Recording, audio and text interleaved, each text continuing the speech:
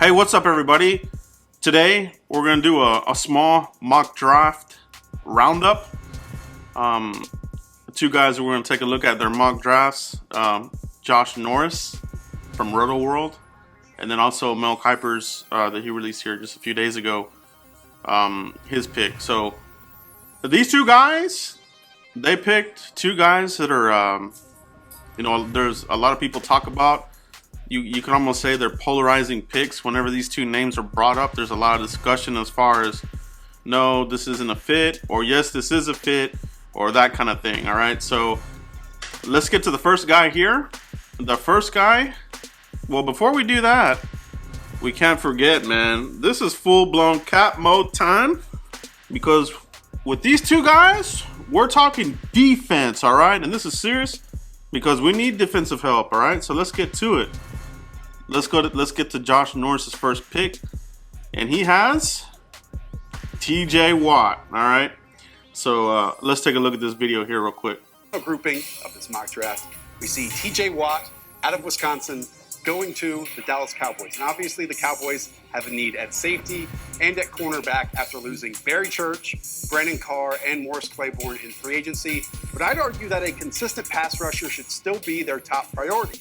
Enter TJ Watt out of Wisconsin, and he certainly fulfills many of the buzzwords NFL teams are looking for. First is bloodlines. Yes, TJ is obviously JJ's brother, and as much as we might joke about that type of reasoning being used, I guarantee you that an NFL evaluator who wants TJ on his team will cite that in draft meetings. And second, Watt is a rare athlete. He tests in the 94th percentile among edge rushers at the NFL Combine, and at 6'4", 252 pounds, his size allows him to play in any scheme. So that's TJ Watt, right? So he picks the Cowboys taking TJ Watt. He is projected as an outside linebacker, and he could put his hand on the ground and be defensive end. He did these two things. The thing about this that kind of makes sense. We talked about this in my previous video here. Who do the Cowboys, what conference do they like to draft from for defense? The Big Ten, all right? Wisconsin, they're in the Big Ten. TJ Watt, the Cowboys visited with him, all right? So you got a couple of things here that put him legitimately in the draft zone for the Cowboys. So whether you like him or you don't, there is interest there from the Cowboys. And there's no doubt. I mean, he has playmaking ability. Let's take a look at another clip of him, okay? Let's take a look at this.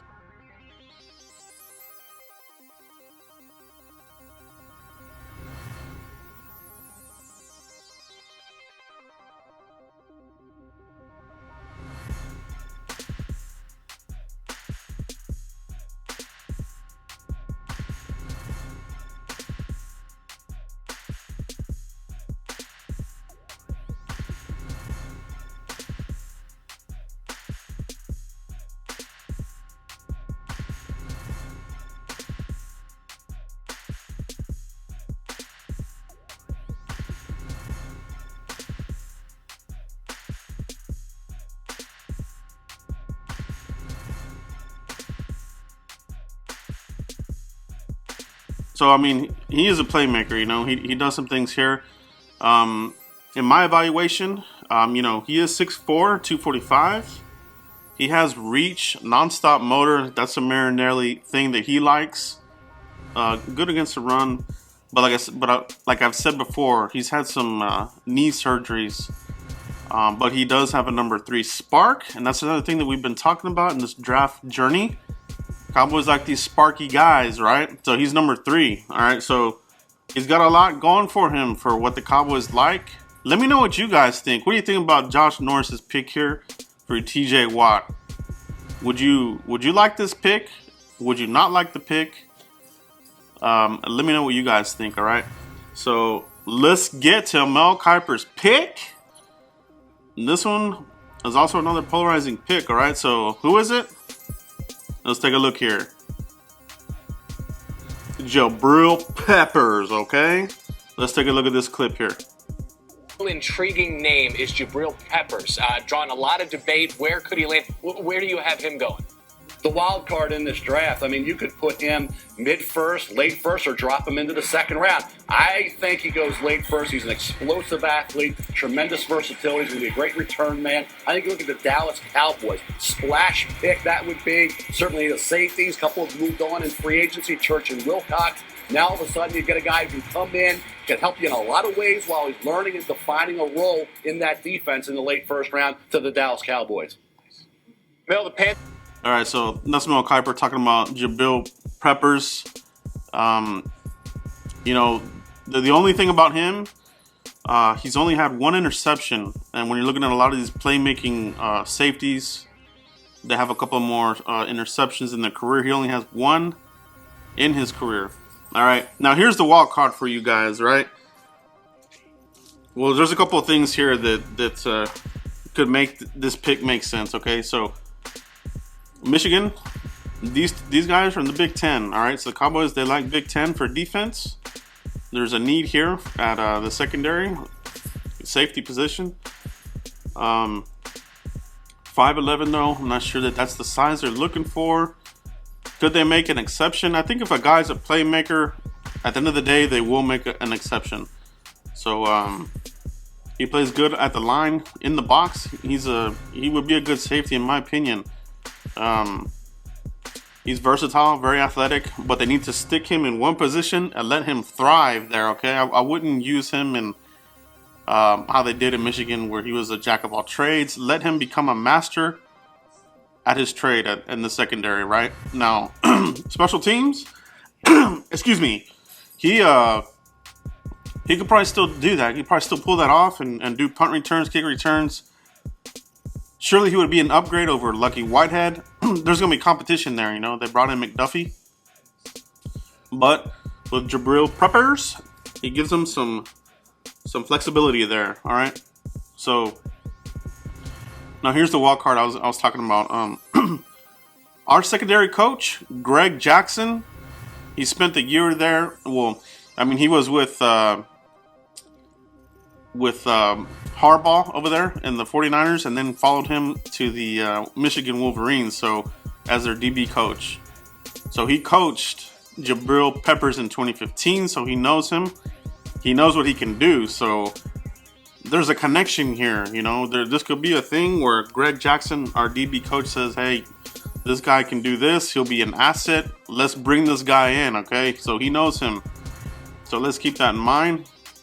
Let's see what happens here, okay? Let's take a look at a couple of clips here of Peppers, all right?